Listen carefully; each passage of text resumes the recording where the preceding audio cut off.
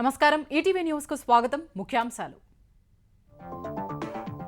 ఏపీలో స్టార్ క్యాంపెయినర్లపై జగన్ తెలుగుదేశం మాటల తూటాలు లబ్ధిదారులే తమ ప్రచారకర్తలన్న సీఎం బాధితులే వైకాపాను ఓడిస్తారన్న ప్రతిపక్షం ఏపీసీసీ అధ్యక్ష హోదాలో షర్మిల తొలి పర్యటన జగన్ భాజపాకు బానిసగా మారారని విమర్శ విభజన హామీలపై శపథాలు ఏమయ్యాయని ప్రశ్న ఎన్నికల వేళ వైకాపాకు మరో షాక్ పార్టీకి ఎంపీ పదవికి లావు కృష్ణదేవరాయలు రాజీనామా నరసరావుపేట టికెట్ ఇవ్వనందునే నిర్ణయం మేడిగడ్డ బ్యారేజీ పియర్స్ కుంగుబాటుపై పక్షం రోజుల్లో విజిలెన్స్ నివేదిక శాసనసభలో చర్చించే యోచనలో తెలంగాణ సర్కార్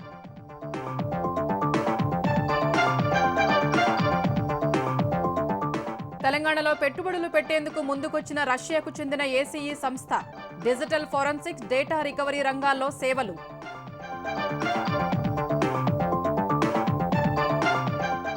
బీహార్ మాజీ ముఖ్యమంత్రి కర్పూరి ఠాకూర్కు భారతరత్న శత జయంతి వేళ జననాయక్ను అత్యున్నత పురస్కారంతో గౌరవించిన కేంద్రం అయోధ్య బాలరాముడి దర్శనానికి పోటెత్తిన భక్తులు లక్షలాదిగా తరలిరావడంతో స్వల్ప తోపులాట పోలీసుల నియంత్రణ చర్యలు కార్పొరేట్ సంస్థల త్రైమాసిక ఫలితాలతో స్టాక్ మార్కెట్లలో అమ్మకాల ఒత్తిడి 1053 పాయింట్లు కోల్పోయిన సెన్సెక్స్ 330 తగ్గిన నిఫ్టీ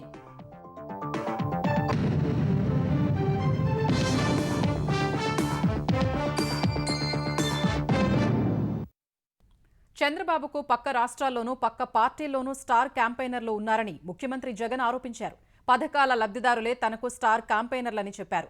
అనంతపురం జిల్లా ఉరవకొండలో పర్యటించిన ముఖ్యమంత్రి జగన్ డ్వాక్రా మహిళలకు వైఎస్ఆర్ ఆసరా పథకం 4వ విడత నిధులు విడుదల చేశారు. మహిళా సాధికారత కోసం తమ ప్రభుత్వం గత 56 నెలల్లో 79 లక్షల డ్వాక్రా మహిళలకు 25,571 కోట్ల రుణాలు చెల్లించినట్లు జగన్ తెలిపారు. అదే వేదికపై విపక్షాలను ఉద్దేశించి జగన్ విమర్శలు చేశారు. రాష్ట్రాన్ని వెడగొట్టిన పార్టీలోకి వెళ్లిన వాళ్లు కూడా చంద్రబాబు స్టార్ క్యాంపెయినర్లేనని ఆరోపించారు. చాలా మంది స్టార్ క్యాంపెయినర్లు చంద్రబాబు నాయుడు గారికి ఉన్నారు. మన రాష్ట్రంలో ఎవరు ఉండరు, పక్క రాష్ట్రంలో ఉంటారు. పక్క రాష్ట్రంలో పర్మనెంట్ రెసిడెంట్ గా ఉన్న దత్తపుత్రుడు వీళ్లకు ఒక స్టార్ క్యాంపెయినర్ అయితే, ఆ చంద్రబాబు నాయుడు గారి వదిన గారు పక్క పార్టీలోకి వెళ్ళి చంద్రబాబుకు మరొక స్టార్ క్యాంపెయినర్. చెప్పాల్సిన పని లేదు, ఆయన వదిన అంటే అందరికీ తెలిసే ఉంటుంది అనుకుంటా. వీళ్ళు కాక రాష్ట్రాన్ని విడగొట్టిన పార్టీలోకి ప్రవేశించిన చంద్రబాబు అభిమాన సంఘం అంతా కూడా చంద్రబాబును జాకీ పెట్టి ఎత్తేందుకు కష్టపడుతూ ఉన్న ఇంకొంతమంది స్టార్ క్యాంపెయినర్లు. బీజేపీలో చంద్రబాబు ప్రయోజనాల కోసం తలదాచుకున్న పసుపు కమలాలన్నీ కూడా బాబుకు ఇంకొంతమంది స్టార్ క్యాంపెయినర్లుగా కూడా వాళ్ళంతా కూడా ఉన్నారు. మీ బిడ్డ ప్రభుత్వం వల్ల మంచి జరిగిన ప్రతి ఇల్లు, ఆ ప్రతి ఇంట్లో ఉన్న నా అక్క చెల్లెమ్మలందరూ కూడా మీ బిడ్డకు స్టార్ క్యాంపెయినర్లే. ఉరవకొండ సభలో సీఎం జగన్ చేసిన విమర్శలపై తెలుగుదేశం మండిపడింది. వచ్చే ఎన్నికల్లో జగన్ను ఓడించేందుకు లక్షలాది మంది స్టార్ క్యాంపెయినర్లు సిద్ధంగా ఉన్నారని తెలుగుదేశం నేతలు నక్క ఆనందబాబు, సోమిరెడ్డి చంద్రమోహన్ రెడ్డి, పయ్యావుల కేశవ్ చెప్పారు. 5 ఏళ్ల అరాచకంలో ప్రతి బాధితుడు స్టార్ క్యాంపెయినర్గా జగన్ భరతం పట్టేందుకు సిద్ధంగా ఉన్నారని వారు తెలిపారు. జగన్ నియంతృత్వ పోకడలు తట్టుకోలేక అనేక మంది వైకాపా నేతలు పార్టీని ఖాళీ చేసేందుకు సిద్ధమయ్యారని అన్నారు. గేట్లు తెరిస్తే వైకాపా నుంచి వచ్చే వరదను తాము తట్టుకోలేక ఆచితూచి అడుగులేస్తున్నామని వివరించారు. జగన్మోహన్ రెడ్డి గారి పతనానికి జనమే స్టార్ క్యాంపెయినర్లు. గుండె మండిన ప్రతి రైతు తెలుగుదేశం పార్టీకి స్టార్ క్యాంపెయినరే. భవిష్యత్తు కోల్పోయినటువంటి ప్రతి నిరుద్యోగి మాకు స్టార్ క్యాంపెయినరే. రాయలసీమలో నీరు లేక నెర్రలిచ్చిన ప్రతి ఎకరం పొలము కూడా తెలుగుదేశం పార్టీ స్టార్ క్యాంపెయినరే. 9 సార్లు పెంచినటువంటి కరెంటు ధరలతో కుదేలైనటువంటి సామాన్య కుటుంబీకులు జే బ్రాండ్ తో తెగినటువంటి ప్రతి తాళి కూడా మా స్టార్ క్యాంపెయినరే. 27 పథకాల రద్దుతో నష్టపోయినటువంటి ప్రతి దళిత కుటుంబం, 30 పథకాల రద్దుతో వెన్నెముక విరచబడినటువంటి ప్రతి బీసీ సోదరుడు కూడా తెలుగుదేశం పార్టీ స్టార్ క్యాంపెయినరే. డాక్టర్ సుధాకర్ తో మొదలుకొని డ్రైవర్ సుబ్రహ్మణ్యం, కావలిలో కరుణాకర్ వరకు మీ దమనకాండతో నలిచివేయబడ్డ ప్రతి దళిత బిడ్డ, దళిత కుటుంబం కూడా తెలుగుదేశం పార్టీ స్టార్ క్యాంపెయినర్లే. ప్రతి భవన నిర్మాణ కార్మికుడు, మోసపోయినటువంటి అంగన్వాడీలు, సిపిఎస్ రద్దు పేరుతో మోసపోయినటువంటి ప్రభుత్వ ఉద్యోగులు, అవసర వస్తువుల ధరలతో కుటుంబాన్ని నెట్టుకు రాలేకపోతున్నటువంటి ప్రతి మహిళ కూడా మాకు స్టార్ క్యాంపెయినరే. ఇట్లా జాబితా చెప్తూ వెళ్తే నిద్ర రాక విలవిల్లాడిపోతారు మీరు. ముఖ్యమంత్రి జగన్ సహా వైకాపా ప్రభుత్వం ఎంపీలందరూ భాజపాకు బానిసలుగా మారిపోయారని ఆంధ్రప్రదేశ్ పీసీసీ అధ్యక్షురాలు వైఎస్ షర్మిల ఆరోపించారు. వైఎస్ రాజశేఖర రెడ్డి ప్రజాప్రస్థానం యాత్ర ముగించిన ఇచ్చాపురం నుంచి షర్మిల ఏపీ పర్యటన ప్రారంభించారు. కంచెలి నుంచి ప్రజాప్రస్థానం పైలానున్న ప్రాంతం వరకు ఆర్టీసీ బస్సులో ప్రయాణించిన షర్మిల ప్రయాణికులతో ముచ్చటించారు. వైకాపా హయాంలో జరిగిన అభివృద్ధిని చూపుతానని వైవి సుబ్బారెడ్డి చేసిన సవాల్ను ఆమె స్వీకరించారు. అభివృద్ధి ఎక్కడ జరిగిందో చూపిస్తామంటే ప్రతిపక్షాలతో కలిసి వస్తానని చెప్పారు. తర్వాత జరిగిన సభలో మాట్లాడిన షర్మిల రాజశేఖర రెడ్డిని కాంగ్రెస్ పార్టీ అవమానించిందని చేస్తున్న విమర్శల్ని తోసిపుచ్చారు. వైఎస్ఆర్ను కాంగ్రెస్ పార్టీ ఎంత గౌరవించిందో సోనియా గాంధీతో మాట్లాడిన తర్వాత తనకు అర్థమైందని చెప్పారు. ఈ సందర్భంగా సీఎం జగన్పై షర్మిల విమర్శలు గుప్పించారు. ప్రత్యేక హోదా హామీ ఏమైందని ప్రశ్నించారు. ఆంధ్ర రాష్ట్ర నాయకులు మాత్రం బీజేపీ పార్టీకి బానిసలైపోయారు. ప్రభుత్వంలో ఉన్న అందరూ ఎమ్మెల్యేలు, ప్రభుత్వం సైతం, ముఖ్యమంత్రి గారు సైతం బీజేపీ పార్టీకి ఊడిగలు చేస్తున్నారు. బీజేపీ పార్టీకి బానిసలైపోయారు. ఆంధ్ర రాష్ట్రానికి ప్రత్యేక హోదా 15 సంవత్సరాలు ఇస్తామని చెప్పి కూడా ఈ రోజు అసలు ఊసే ఎక్కడం లేదు. ప్రతిపక్షంలో ఉన్నప్పుడు ఇదే జగనన్న గారు మాట్లాడిన మాట, మీరు ఎంపీలను నాకు ఇవ్వండి, వాళ్ళ మెడలు వంచైనా సరే స్పెషల్ స్టేటస్ తీసుకొస్తానన్నాడు. మరి ఏమైంది జగనన్న గారు అని అడుగుతున్నా. ఆంధ్రప్రదేశ్ ప్రభుత్వం ఇచ్చిన హామీలను అమలు చేయకపోతే మరో ఉద్యమం చేపడతామని అంగన్వాడీ సంఘాల రాష్ట్ర నాయకులు స్పష్టం చేశారు. సోమవారం రాత్రి జరిగిన చర్చల్లో ప్రభుత్వం సానుకూలంగా స్పందించిన వేతనాలు ఎంత పెంచుతుందో స్పష్టం చేయలేదన్నారు. జూన్ నుంచి పెంచిన వేతనాలు అమల్లోకి వస్తాయని ప్రభుత్వం తమతో స్పష్టంగా చెప్పిందని అంగన్వాడీ సంఘాల నాయకులు తెలిపారు. ఇదే అంశాన్ని 3 రోజుల్లో లిఖితపూర్వకంగా ఇస్తుందని వెల్లడించారు. ఉద్యోగ విరమణ వయసు 60 నుంచి 62 ఏళ్లకు పెంచిందన్న వారు సమ్మె కాలంలో వేతనం చెల్లిస్తుందని, కేసులు మాఫీ చేస్తామని ప్రభుత్వం హామీ ఇచ్చినట్టు తెలిపారు. ఒక పిచ్చిక మీద బ్రహ్మాస్త్రం అంటే ఏ రకంగా ఉంటుందో మీకు తెలుసు. ఆ రకమైనటువంటి ఒత్తిడిని తట్టుకుని 42 రోజులు అంగన్వాడీలు సమ్మె చేశారు. ఇటువంటి పరిస్థితుల్లో మాకు వేతనాలు పెంచుతామని మేము రాతపూర్వకంగా ఇవ్వండి అంటే ఇవ్వనన్నారు. అటువంటి గవర్నమెంట్ ఇంత జరిగిన సాయంత్రమే మమ్మల్ని చర్చలకు పిలిచి మేము రాసి ఇచ్చేస్తున్నాం ఇదిగా నిన్న తర్వాత మేము కూడా దిగాలి. ఏ ప్రభుత్వం అయినా ఇస్తుంది, పోరాడతాం, మళ్ళీ వాడి ఇంప్లిమెంటేషన్ కోసం మళ్ళీ పోరాడతాం. పోరాటానికి ఫుల్ స్టాప్ ఉండదు ఎప్పుడూను. మేడిగడ్డ బ్యారేజీ పియర్లు కుంగిన అంశంలో 15 రోజుల్లో నివేదిక సిద్ధం చేయనున్నట్టు విజిలెన్స్ అధికారులు వెల్లడించారు. మేడిగడ్డ కుంగడానికి డిజైన్, నాణ్యత, నిర్వహణ లోపమే ప్రధాన కారణమని గుర్తించినట్లు తెలిపారు. బ్యారేజీ 7వ బ్లాక్లోని 20వ పియర్ ధ్వంసం కాగా 8వ బ్లాక్లో పగుళ్లు గుర్తించారు. బ్యారేజీలో నీరు ఉండడంతో త్వరలో మిగిలిన పియర్స్ను పరిశీలిస్తామన్నారు. ఒక్కో పియర్ను 50 కోట్లతో నిర్మించారని, మళ్లీ నిర్మించడానికి 65 కోట్ల వరకు అవుతాయని అధికారులు వెల్లడించారు. ప్రతిపాదిత డిజైన్ కాకుండా మార్చారనే కోణంలోనూ దర్యాప్తు చేస్తున్నారు. ఈ మేరకు డీపీఆర్ను పరిశీలిస్తున్నారు. బ్యారేజీ నిర్మాణంలో సీపేజ్, ప్రెజర్ నియంత్రణకు ఎలాంటి జాగ్రత్తలు తీసుకున్నారో ఆరా తీస్తున్నారు. జాతీయ గుర్తింపు పొందిన నాణ్యతా పరిశీలన ఇంజనీర్లతో పరీక్షలు చేయిస్తున్నారు. మేడిగడ్డ నిర్మాణానికి ఉపయోగించిన సిమెంట్ను కెమికల్ అనాలిసిస్ చేయించనున్నారు. కొందరు అధికారులను విజిలెన్స్ అధికారులు విచారిస్తున్నారు. మేడిగడ్డ బ్యారేజీ నిర్మాణ సమయంలో ఇతరుల్ని అక్కడికి ఎందుకు అనుమతించలేదో తెలియదని చెప్పారు. నిర్మాణానికి ముందు భూమి స్థితి సహా 5 రకాల పరీక్షలు చేయాల్సి ఉండగా వాటిని సరిగా చేశారా లేదా అనే కోణంలో అధికారులు దర్యాప్తు చేస్తున్నారు. మేడిగడ్డ కుంగుబాటు విషయంలో విజిలెన్స్ ఇచ్చే నివేదికపై అసెంబ్లీలో చర్చించాలని తెలంగాణ ప్రభుత్వం భావిస్తోంది. విజిలెన్స్ విభాగం ప్రభుత్వానికి ఇచ్చిన సమాచారం మేరకు మేడిగడ్డ వద్ద నష్టం భారీగా ఉన్నట్లు సమాచారం. ప్రవాహాన్ని నియంత్రించేందుకు పియర్స్ వెనక భాగంలో చేసిన కాంక్రీటు నిర్మాణాలు కొట్టుకుపోయాయని చెప్పినట్లు తెలిసింది. అన్నారం, సుందిళ్లలోనూ ఇదే తరహా లోపాలకు ఆస్కారం ఉందని సమాచారం ఇచ్చినట్లు తెలిసింది. మేడిగడ్డ అంశంపై మధ్యంతర నివేదిక ఇవ్వాలని విజిలెన్స్ అండ్ ఎన్ఫోర్స్మెంట్ విభాగాన్ని తెలంగాణ ప్రభుత్వం ఆదేశించింది.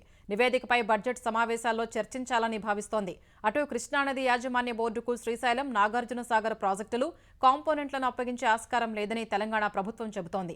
ఈ విషయంలో స్పష్టమైన వైఖరితో ఉన్నామని, కేంద్ర ప్రభుత్వానికి ఇదే విషయాన్ని మరోమారు చెబుతామని ప్రభుత్వ వర్గాలు చెబుతున్నాయి. ఈ అంశాలపై త్వరలో ముఖ్యమంత్రి రేవంత్ రెడ్డి, నీటిపారుదల శాఖ మంత్రి ఉత్తమ్ పూర్తి స్థాయిలో సమీక్ష నిర్వహిస్తారని సమాచారం. రష్యాకు చెందిన digital forensic data recovery company ACE lab తెలంగాణలో పెట్టుబడులకు ముందుకొచ్చింది. జూమ్ టెక్నాలజీస్ కంపెనీతో కలిసి హైదరాబాద్లో ఫోరెన్సిక్ సెంటర్, మ్యానుఫ్యాక్చరింగ్ హబ్ ఏర్పాటు చేయాలని నిర్ణయించింది. ఈ మేరకు ACE lab CEO Max Putintsev, Zoom technologies COO, ఆ సంస్థల ప్రతినిధులు తెలంగాణ ఐటీ పరిశ్రమల శాఖ మంత్రి శ్రీధర్ బాబుతో సమావేశమయ్యారు. తమ పెట్టుబడి ప్రతిపాదనల్ని వివరించారు. 129 దేశాల్లో తమ సంస్థ కార్యకలాపాలు ఉన్నాయని మంత్రికి చెప్పారు. సైబర్ సెక్యూరిటీ రంగంలో ఆయా దేశాల దర్యాప్తు సంస్థలతో కలిసి పనిచేస్తున్న అనుభవం తమకు ఉందని తెలిపారు. డేటా లాస్, డిజిటల్ ఇన్వెస్టిగేషన్ సవాళ్లను అధిగమించడానికి భారతీయ వ్యాపారాలు, బ్యాంకులు, ప్రభుత్వ సంస్థలు, దర్యాప్తు సంస్థలకు తాము సహకరిస్తామని ఏసీఈ ప్రతినిధులు తెలిపారు. ఏసీఈ డేటా సెంటర్ను ఏర్పాటు చేయడానికి ముందుకు రావడం పట్ల మంత్రి శ్రీధర్ బాబు సంతోషం వ్యక్తం చేశారు. ప్రభుత్వం తరపున కావలసిన తోడ్పాటును అందిస్తామని వారికి హామీ ఇచ్చారు. తెలంగాణలో వచ్చే నెల నుంచి 200 యూనిట్ల ఉచిత విద్యుత్ హామీ అమలు చేస్తామని రహదారులు, భవనాల శాఖ మంత్రి కోమటిరెడ్డి వెంకటరెడ్డి చెప్పారు. గాంధీభవన్లో మంత్రులు శ్రీధర్ బాబు, కోమటిరెడ్డి వెంకటరెడ్డి కాంగ్రెస్ తెలంగాణ వ్యవహారాల ఇన్ఛార్జ్ దీపాదాస్ మున్షితో కలిసి హామీల అమలుపై సమీక్ష నిర్వహించారు. ఎన్నికల్లో ఇచ్చిన ప్రతి హామీని నెరవేర్చుతామని సమీక్ష తర్వాత మంత్రి కోమటిరెడ్డి పునరుద్ఘాటించారు. కేసీఆర్ సర్కారు నిర్వాకం వల్ల తెలంగాణ రాష్ట్రం గుల్లయిందని, అందుకే హామీల అమల్లో కాస్త జాప్యం జరుగుతోందని తెలిపారు. మాజీ మంత్రి జగదీష్ రెడ్డి జైలుకు పోవడం ఖాయమని కోమటిరెడ్డి అన్నారు. రేపో మాపో జైల్లోకి పోయి కవిత, జగదీశ్వర రెడ్డి తప్ప, కేటీఆర్ తప్ప ఎవరు దొరకలేదు. మీకు మంచిది. ప్రభాకర్ రావు అనే 82 ఏళ్ల ముసలా యంగ్ యువకుని పెట్టుకుని ఆయన 70,000 కోట్ల రూపాయల నష్టాల బారుపడి ఆ పెద్ద మనిషి మీటింగ్ ముఖ్యమంత్రి గారు పిలిస్తే కూడా రాకుండా తప్పిపోయాడు. ఏడ దాచుకున్న పోలీసు వాళ్ళు వయసును చూడరు. 9 ఏళ్ళని అరెస్ట్ చేసి జైలు వేస్తారు. ఇంక్లూడింగ్ జగదీష్ రెడ్డితో పాటు ఆ దివాళా తీసిన డిపార్ట్మెంట్ ని సెట్ చేసుకుంటూ రిజివి లాంటి సమర్థమైన అధికారం వేసి వచ్చే నెలలోనే 200 యూనిట్ చేస్తున్నాం. ఫ్రీ కరెంటు వెంకరెడ్డి గారు అన్నారు, ఆయన దగ్గరికి పండి అని చెప్తున్నారు కదా. ఒక ఇల్లు కట్టలేదు ఊళ్ళల్లో, ఒక రేషన్ కార్డు ఇవ్వలేదు.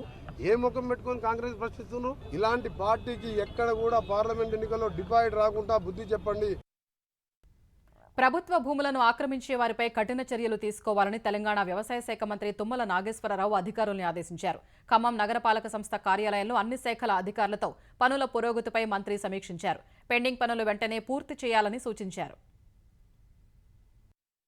ఉన్న అన్ని పనులు ఏదైతే శాంక్షన్ చేసి మధ్యలో ఉన్నటువంటి పనులన్నింటినీ కూడా వర్కింగ్ సీజన్ లో కంప్లీట్ చేయడం చెప్పమని చెప్పి, శానిటేషన్ చాలా జాగ్రత్తగా ఉండమని చెప్పాము. కార్పొరేషన్ లో ఉన్నటువంటి ప్రభుత్వ భూములు, అదేవిధంగా ప్రైవేటు భూముల్ని రక్షించేటటువంటి బాధ్యత, ఎక్కడైనా దురాక్రమణ జరిగినా, ప్రభుత్వ భూములు ఆక్రమించుకున్నా ప్రభుత్వానికి దక్కలపరిచేటట్టుగా చర్యలు తీసుకోమని చెప్పడం జరిగింది. ఏ మున్సిపాలిటీలో ఏ పని కూడా ప్రజలకు ఇబ్బందికరంగా లేకుండా అధికారులందరూ చిత్తశుద్ధితో పనిచేయమని చెప్పి వాళ్ళని రిక్వెస్ట్ చేయడం. ఆంధ్రప్రదేశ్లో ఎన్నికలకు ముందు అధికార వైకాపాకు మరో షాక్ తగిలింది. ఆ పార్టీ ఎంపీ లావు శ్రీకృష్ణదేవరాయలు వైకాపా ప్రాథమిక సభ్యత్వానికి, ఎంపీ పదవికి రాజీనామా చేస్తున్నట్టు ప్రకటించారు. నరసరావుపేట నుంచి లోక్సభకు ప్రాతినిధ్యం వహిస్తున్న ఆయన కొన్ని రోజుల క్రితం తాడేపల్లిలో సీఎం జగన్ను కలిశారు. ఈ భేటీలో గుంటూరు నుంచి లోక్సభకు పోటీ చేయాలని సీఎం సూచించినట్లు తెలిసింది. తాను నరసరావుపేట నుంచే పోటీ చేస్తానని కృష్ణదేవరాయలు తేల్చి చెప్పారు. ఈ మాటకు సీఎం సమాధానపడినట్టు కనిపించలేదని ఓ ప్రకటనలో కృష్ణదేవరాయలు వెల్లడించారు. సీఎం బిజీగా ఉన్నందున ఇప్పట్లో కలిసే పరిస్థితి లేదన్న ఆయన తాజాగా నరసరావుపేట నుంచి తన టికెట్పై క్యాడర్లో గందరగోళం ఏర్పడిందని చెప్పారు. ఈ అనిశ్చితిని తెరదించాలనే ఉద్దేశంతో వైకాపాకు రాజీనామా చేస్తున్నట్టు లావు కృష్ణదేవరాయలు చెప్పారు. ఈ రోజు ఒక అనిశ్చితి నెలకొంది రాజకీయంగా. అది నేను చేసింది కాదు, ఆ అనిశ్చితి కోరుకుంది నేను కాదు. దీనివల్ల అటు పార్టీకి ఉపయోగం లేదు, ఇటు నాకు ఉపయోగం లేదు. మరీ ముఖ్యంగా క్యాడర్ ఎవరైతే ఉన్నారో ఎటు వెళ్ళాలా, ఏం చేయాలా అర్థం కాని పరిస్థితిలో ఉండడం జరుగుతూ ఉంది. మీ అందరికీ తెలిసిందే, 15 రోజుల నుంచి కూడా కొత్త క్యాండిడేట్ తీసుకొద్దామనేది ఒక ప్రపోజల్ బయటకు రావడం జరిగింది. ఇది నేను కోరుకుంది కాదు, నేను చేసింది కాదు. దానికి తెరదించుతూ నేను వైఎస్ఆర్ కాంగ్రెస్ పార్టీ సభ్యత్వానికి, పార్లమెంట్ సభ్యత్వానికి కూడా రాజీనామా చేస్తా ఉన్నాను ఇమీడియట్ ఎఫెక్ట్. దీంతో అన్న ఈ కన్ఫ్యూజన్ అంతా కూడా తొలగిపోతుందని చెప్పి ఆశిస్తా ఉన్నాను. విజయనగరం జిల్లా శృంగవరపుకోట మండలం చిట్టంపాడులో గంగమ్మ, ఆమె 6 నెలల కుమారుడు మరణించి 15 రోజులు కాకముందే అదే గ్రామంలో 7.5 వయసున్న మరో చిన్నారి ప్రవీణ్ సకాలంలో ఆసుపత్రికి చేర్చే పరిస్థితి లేక ప్రాణాలు కోల్పోయాడు. ఆదివారం ప్రవీణ్ అనారోగ్యానికి గురవగా సరైన రోడ్డు లేక 7 కిలోమీటర్లు డోలీలో మోసుకెళ్లారు. తొలుత ఎస్కోట్ ఆసుపత్రికి తరలించారు. అయితే పరిస్థితి విషమించగా విజయనగరం తీసుకెళ్లారు. అప్పటికే సమయం మించిపోవడంతో చిన్నారి ప్రాణాలు కోల్పోయాడు. తర్వాత మృతదేహాన్ని తరలించేందుకు అంబులెన్స్ కూడా ఇవ్వనందున అప్పు చేసి మరో వాహనంలో స్వస్థలానికి వచ్చారు. మరోవైపు అల్లూరు సీతారామరాజు జిల్లా అనంతగిరి మండలం పెనుకోట పంచాయతీకి చెందిన చిన్నాలమ్మ అనే గర్భిణిని 8 కిలోమీటర్ల మేర డోలీపై ఆసుపత్రికి తరలించారు. అనంతగిరి మండలంలో రోడ్డు నిర్మాణ పనులు మధ్యలో ఆపేయడమే ఈ పరిస్థితులకు కారణమని గిరిజనులు తీవ్ర ఆవేదన వ్యక్తం చేస్తున్నారు. పక్షం రోజుల్లోనే సరైన రవాణా సదుపాయం లేక సకాలంలో వైద్యం అందక 2 చిన్నారులు ప్రాణాలు కోల్పోవడం తనను తీవ్రంగా కలిచివేసిందని తెలుగుదేశం అధినేత చంద్రబాబు అన్నారు. ఎన్ని రోజులైనా అదే వ్యధ, అదే దారుణం కొనసాగుతోందని మండిపడ్డారు. ఆసుపత్రికి తీసుకువెళ్లడానికి 7 కిలోమీటర్లు మోసుకెళ్లాల్సిన దుస్థితి ఏర్పడితే ఎలాగని ప్రశ్నించారు. బిడ్డ చనిపోయాక మృతదేహాన్ని తీసుకువెళ్లడానికి అంబులెన్స్ ఇవ్వకపోతే 3,000 అప్పు చేసి ప్రైవేటు వాహనంలో రైల్వే స్టేషన్కు తరలించే పరిస్థితి దారుణమని చంద్రబాబు అన్నారు. పేదలు చనిపోతే మృతదేహాలు తరలించడానికి అంబులెన్స్ ఇవ్వరా అని దుయ్యబట్టారు. ఈ పెత్తందారు ముఖ్యమంత్రికి ఎలాగూ పేదల గోడు పట్టదన్న చంద్రబాబు కనీసం అడవి బిడ్డల మరణ ఘోషపై సమీక్ష చేసి తగు చర్యలు తీసుకోవాలని ప్రభుత్వ ప్రధాన కార్యదర్శిని కోరారు. తెలుగుదేశం ఎమ్మెల్యే గంటా శ్రీనివాసరావు రాజీనామాను శాసనసభ స్పీకర్ ఆమోదించారు. ఈ మేరకు గంటా రాజీనామాను ఆమోదిస్తూ శాసనసభ కార్యదర్శి పీపీకే రామాచార్యులు నోటిఫికేషన్ జారీ చేశారు. విశాఖ ఉక్కు ప్రైవేటీకరణను వ్యతిరేకిస్తూ విశాఖ ఉత్తర నియోజకవర్గం ఎమ్మెల్యేగా గంటా శ్రీనివాసరావు గతంలో రాజీనామా చేశారు. ఈ రాజీనామాను ఆమోదించడంతో విశాఖ ఉత్తర అసెంబ్లీ నియోజకవర్గం ఖాళీ అయినట్టు శాసనసభ కార్యదర్శి నోటిఫికేషన్లో పేర్కొన్నారు. ఆంధ్రప్రదేశ్లో దొంగ ఓట్ల ఫిర్యాదులపై నిష్పక్షపాత విచారణ జరగటం లేదని భారతీయ జనతా పార్టీ ఆరోపించింది. అధికార పార్టీ నేతల ఆధ్వర్యంలో విచారణ జరుగుతోందని ధ్వజమెత్తింది. పోలీసులు అధికార పక్షాన కాకుండా ప్రజల పక్షాన నిలిచి ఉద్యోగ ధర్మం నిర్వహించాలని డిమాండ్ చేసింది. ఓట్ల అక్రమాల విచారణ జరుగుతున్న తీరుపై వారం వారం నివేదికలు తెప్పించుకుని పరిశీలన జరపాలని కోరుతూ కేంద్ర ఎన్నికల సంఘానికి భాజపా ఏపీ అధ్యక్షురాలు పురంధేశ్వరి లేఖ రాసినట్లు ఆ పార్టీ నేత భానుప్రకాష్ రెడ్డి తెలిపారు. ఇంకా ఎంతకాలం అధికార పార్టీని పోలీసులు భుజాన మోస్తారని ఆయన విజయవాడలో ప్రశ్నించారు. శ్రీకాకుళం నుంచి కుప్పం వరకు అన్ని ప్రాంతాల్లో కేవలం దొంగ ఓట్ల మీద ఆధారపడి, కరెన్సీ నోట్ల మీద ఆధారపడి తిరిగి అధికారంలోకి రావాలని చెప్పి జగన్మోహన్ రెడ్డి గారు ప్రయత్నం చేస్తున్నారు. ఈ 4.5 సంవత్సరాల్లో మిత్రులారా ఆంధ్రప్రదేశ్లో ఎన్నికల పేరుతో ఎంపికలు చేశారు. మన ఎన్నికల సంఘానికి ఫిర్యాదు చేసిన మానిటరింగ్ అథారిటీ రాష్ట్ర ప్రభుత్వం పరిధిలో ఉంటుంది. దాన్ని అడ్వాంటేజ్ తీసుకుని దీని నుంచి తప్పించుకునే ప్రయత్నం చేస్తున్నారు. ఇది మంచిది కాదు. భారతీయ జనతా పార్టీ డిమాండ్ చేస్తోంది, ఆ రోజు అధికార పార్టీ తరఫున ఎన్నికైనటువంటి తిరుపతి ఎంపీ ఇన్ని అనర్హుడిగా ప్రకటించాలి. పుత్తూరు మున్సిపల్ చైర్మన్ పదవి ఇస్తానంటూ 40 లక్షల రూపాయలు తీసుకుని మోసం చేశారని వైకాపా కౌన్సిలర్ భువనేశ్వరి ఆరోపించారు. పుత్తూరు మున్సిపల్ ఎన్నికల్లో 17వ వార్డు నుంచి దళిత మహిళలైన తాను ఏకగ్రీవంగా ఎన్నికైనట్లు భువనేశ్వరి తెలిపారు. మంత్రి రోజా సూచన మేరకు కుమారస్వామిని కలిస్తే 3 విడతల్లో 40 లక్షల రూపాయలు తీసుకున్నారని వీడియో సాక్ష్యాన్ని బయటపెట్టారు. చైర్మన్ పదవి మాత్రం ఇవ్వలేదని, డబ్బులు అడిగితే అదిగో ఇదిగో అంటూ తప్పించుకుంటున్నారని ఆవేదన వ్యక్తం చేశారు. మంత్రి రోజాకు మెసేజ్ చేసినా స్పందించడం లేదని, సీఎం జగన్ జోక్యం చేసుకుని న్యాయం చేయాలని పుత్తూరు దళిత మహిళా కౌన్సిలర్ భువనేశ్వరి కోరారు. ఉమ్మడి మెదక్ జిల్లాకు చెందిన 4 భారాస ఎమ్మెల్యేలు ఇవాళ ముఖ్యమంత్రి రేవంత్ రెడ్డితో సమావేశమయ్యారు. నర్సాపూర్, దుబ్బాక, పటాన్చెరు, జహీరాబాద్ ఎమ్మెల్యేలు సునీత లక్ష్మారెడ్డి, కొత్త ప్రభాకర్ రెడ్డి, మహిపాల్ రెడ్డి, మాణిక్రావు జూబ్లీహిల్స్లోని ముఖ్యమంత్రి నివాసానికి వెళ్లి ఆయనతో సమావేశమయ్యారు. కొత్త ప్రభాకర్ రెడ్డి సీఎం అపాయింట్మెంట్ తీసుకోగా ఉమ్మడి మెదక్ జిల్లాకు చెందిన 4 ఎమ్మెల్యేలు వెళ్లి కలిశారు. అయితే తాము మర్యాదపూర్వకంగానే సీఎంను కలిసినట్లు భారాస ఎమ్మెల్యేలు చెబుతున్నారు. సీఎం రేవంత్ రెడ్డి వద్ద గన్మెన్ల అంశాన్ని కొత్త ప్రభాకర్ రెడ్డి ప్రస్తావించినట్లు తెలుస్తోంది.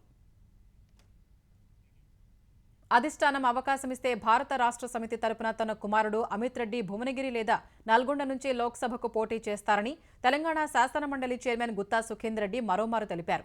కేటీఆర్తో నిన్నటి సమావేశంలో ఈ అంశంపై చర్చ జరిగిందని, 3-4 రోజుల్లో స్పష్టత వస్తుందని చెప్పారు. నల్గొండలో సోనియా గాంధీ పోటీ చేస్తే అమిత్ రెడ్డి పోటీ చేస్తారని తెలిపారు. పార్లమెంటులో భారాస సభ్యులు ఉంటేనే తెలంగాణ సమస్యలపై పోరాటం చేసే అవకాశం ఉంటుందన్నారు. 2027 నవంబర్ వరకు తన పదవీకాలం ఉందని, తర్వాత మిగతా విషయాలు ఆలోచిస్తానని వివరించారు. సీఎం రేవంత్ రెడ్డిపై వచ్చిన ఫిర్యాదుల్ని సభా హక్కుల ఉల్లంఘన కమిటీకి పంపుతామని చెప్పారు. కమిటీ ఇంకా ఏర్పాటు కాలేదని గుత్తా సుఖేందర్ రెడ్డి తెలిపారు.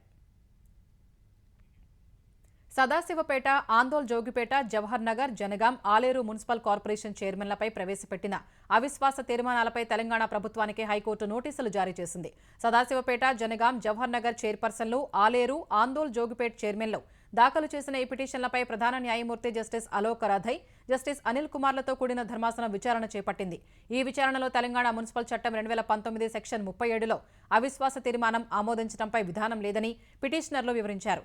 అవిశ్వాసం అనంతర చర్యలపై స్పష్టత లేదని, నిబంధనలు రూపొందే వరకు అవిశ్వాస తీర్మానాన్ని నిలిపివేస్తూ ఆదేశాలు ఇవ్వాలని కోరారు. ఈ వాదనల్ని విన్న ధర్మాసనం మధ్యంతర ఉత్తర్వులు ఇచ్చేందుకు నిరాకరించింది. ప్రభుత్వ వాదనను పరిగణనలోకి తీసుకుని కేసును తేలుస్తామన్న కోర్టు పురపాలక శాఖ ముఖ్య కార్యదర్శి, కమిషనర్లు సంగారెడ్డి, మేడ్చల్, యాదాద్రి, జనగాం జిల్లాల కలెక్టర్లకు నోటీసులు జారీ చేసింది. తదుపరి విచారణ ఈ నెల 28కి వాయిదా వేసింది. వెనుకబడిన వర్గాల నాయకుడు, బీహార్ మాజీ ముఖ్యమంత్రి కర్పూరి ఠాకూర్కు దేశ అత్యున్నత పౌర పురస్కారం భారతరత్నను కేంద్ర ప్రభుత్వం ప్రకటించింది. కర్పూరి ఠాకూర్ శత జయంతి రోజునే ఆయనకు భారతరత్న ఇవ్వనున్నట్లు రాష్ట్రపతి భవన్ ఒక ప్రకటన విడుదల చేసింది. 1924 జనవరి 24న బీహార్లోని సమస్తీపూర్ జిల్లాలో కర్పూరి ఠాకూర్ జన్మించారు. డిసెంబర్ 1970 నుంచి జూన్ 1971 వరకు బీహార్ ముఖ్యమంత్రిగా ఠాకూర్ సేవలందించారు. డిసెంబర్ 1977 నుంచి ఏప్రిల్ 1979 వరకు మరోసారి బీహార్ సీఎంగా పనిచేశారు. భారతీయ క్రాంతిదళ్ జనతా పార్టీలో సేవలందించారు. జననాయక్ అనే పేరుతో ఆయన ప్రసిద్ధిగాంచారు. 1988 ఫిబ్రవరి 17న కన్నుమూశారు. కర్పూరి ఠాకూర్ను భారతరత్నతో గౌరవించాలన్న ప్రభుత్వ నిర్ణయంపై ప్రధాని నరేంద్ర మోదీ హర్షం వ్యక్తం చేశారు. సామాజిక న్యాయానికి గుర్తుగా నిలిచే జననాయక్ ఠాకూర్కు ఆయన శత జయంతి వేళ అవార్డు ప్రకటించడంపై సంతోషం ప్రకటించారు. వెనుకబడిన వర్గాల ఉన్నతికి, సాధికారతకు, సమానత్వానికి ఠాకూర్ చేసిన కృషికి ప్రతిష్టాత్మక భారతరత్న పురస్కారం గుర్తింపు అని మోదీ ట్వీట్ చేశారు. 2016 జూలై 22న చెన్నైలోని తాంబరం ఎయిర్ ఫోర్స్ స్టేషన్ నుంచి బయలుదేరిన భారత వైమానిక దళ విమానం ఆంటోనోవ్ AN-32 శకలాలు సముద్రంలోని ఖనిజాల్ని గుర్తించేందుకు చేపట్టిన ప్రయోగంలో బయటపడ్డాయి. National institute of ocean technology చేపట్టిన ఈ ప్రయోగంలో విమాన శకలాలు చెన్నై తీరానికి దాదాపు 310 కిలోమీటర్ల దూరాన సముద్ర గర్భంలో లభించాయి. AN-32 విమానం 3 గంటల్లో అండమాన్ నికోబార్ దీవుల్లోని పోర్ట్ బ్లేర్కు చేరాల్సి ఉండగా ఆచూకీ లేకుండా పోయింది. అందులోని 29 మంది సిబ్బంది కోసం భారత నౌకాదళం 2016 సెప్టెంబర్ వరకు ముమ్మరంగా గాలించింది. ఆచూకీ లభించక విమానంలోని 29 మంది చనిపోయినట్టు 2016 సెప్టెంబర్ 16న వారి కుటుంబ సభ్యులకు వైమానిక దళం లేఖలు రాసింది. ఇప్పుడు సముద్ర గర్భంలోని ఖనిజాల్ని కనిపెట్టేందుకు NIOT పంపిన అటానమస్ యుటిలిటీ వెహికల్ AUV సముద్రంలో కూలిపోయిన విమాన శిథిలాల్ని కనిపెట్టింది. ఆ శిథిలాలు AN-32వేనని రక్షణ శాఖ నిర్ధారించింది. ఈ నిర్ధారణతో అందులోని 29 మంది జల సమాధి అయినట్టు ఇప్పుడు తేలింది. అయోధ్యలో భవ్య రామమందిర ప్రారంభోత్సవం అట్టహాసంగా ముగియగా ఇవాళ బాలరాముడి దర్శనం కోసం లక్షలాదిగా భక్తులు తరలివచ్చారు. సాధారణ భక్తులకు రామ్లల్లాను దర్శించుకునే నేటి నుంచి అవకాశం కల్పించగా అయోధ్య రాముడిని చూసేందుకు భక్తులు పోటెత్తారు. సాధారణంగా ఉదయం 7 నుంచి 11 గంటల వరకు, మధ్యాహ్నం 2 నుంచి సాయంత్రం 7 వరకు దర్శనాలకు అనుమతిచ్చారు. అవసరమైతే దర్శన సమయాన్ని పెంచుతామని తెలిపారు. తొలి రోజే బాలరాముడిని దర్శించుకోవాలనే ఉద్దేశంతో తెల్లవారుజామున 3 నుంచే భక్తులు ఆలయ పరిసరాలకు చేరుకున్నారు. 7కి ద్వారాలు తెరవగానే అందరూ ఒక్కసారి ముందు కదిలారు. ఈ పరిస్థితిలో భద్రతా సిబ్బంది వారిని అదుపు చేసేందుకు కష్టపడాల్సి వచ్చింది. ఒక దశలో ప్రధాన ద్వారం వద్ద తోపులాట జరిగి ఓ భక్తుడు స్పృహ తప్పి పడిపోగా భద్రతా సిబ్బంది అతన్ని ఆసుపత్రికి తరలించినట్లు అధికారులు తెలిపారు. మధ్యాహ్నం తర్వాత నుంచి భక్తుల తాకిడి పెరగడంతో వారిని నియంత్రించేందుకు భద్రతా సిబ్బంది అర్ధవృత్తాకారంలో మానవ కంచె ఏర్పాటు చేశారు. వరుసల్లో రావాలంటూ మైకుల ద్వారా ప్రకటిస్తూ ఇబ్బంది లేకుండా చూశారు. కార్పొరేట్ సంస్థల త్రైమాసిక ఫలితాలు మదుపర్ని మెప్పించలేకపోవడంతో దేశీయ స్టాక్ మార్కెట్లు భారీ నష్టాల్ని నమోదు చేశాయి. గత సెషన్లో 496 పాయింట్లు పెరిగిన సెన్సెక్స్ ఇవాళ 1053 పాయింట్లు పతనమైంది. క్రితం ముగింపు కంటే 444 పాయింట్ల ఎగువన 71,868 వద్ద ఈ ఉదయం BSE సూచీ ఉత్సాహంగా ప్రారంభమైంది. కాసేపటికే 72,039 పాయింట్ల గరిష్ట స్థాయిని నమోదు చేసింది. తర్వాత మార్కెట్లో తీవ్ర అమ్మకాల ఒత్తిడి ఏర్పడింది.